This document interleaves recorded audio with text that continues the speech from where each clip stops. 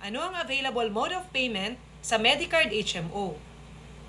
Kung mag-a-avail ka para sa sarili mo or para sa family mo, annual mode of payment lang ang available sa Medicard.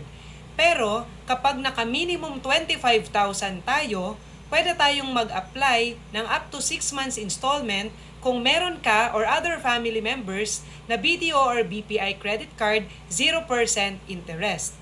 Pero kapag naka-minimum 50,000 premium naman tayo para sa plan mo at sa buong family account, pwede tayong mag-apply ng up to 12 months installment, 0 interest, using BDO or BPI credit card.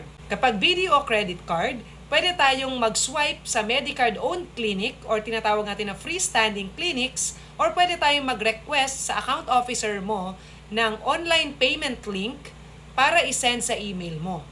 Kapag BPI ang credit card mo or ng family members, pwede lang tayong mag-swipe sa Medicard-owned clinic natin para sa 6 up to 12 months installment.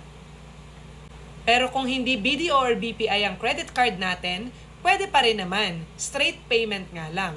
So kung gusto mo naka-installment basis, pwede ka mag-inquire sa bangko para itanong kung magkano ang interest dun kapag i-convert mo yung purchase mo up to 6 or 12 months installment. Kung kukuha ka naman para sa company mo or business, minimum 5 employees lang ang kailangan to avail. So kapag 5 to 19 ang iyong employees or members na i-enroll, annual tsaka semi-annual ang pwede. And then pag 20 to 49 employees, pwedeng annual, semi-annual tsaka quarterly. Pero kapag 50 employees and up, pwede tayong annual, semi-annual, quarterly at monthly.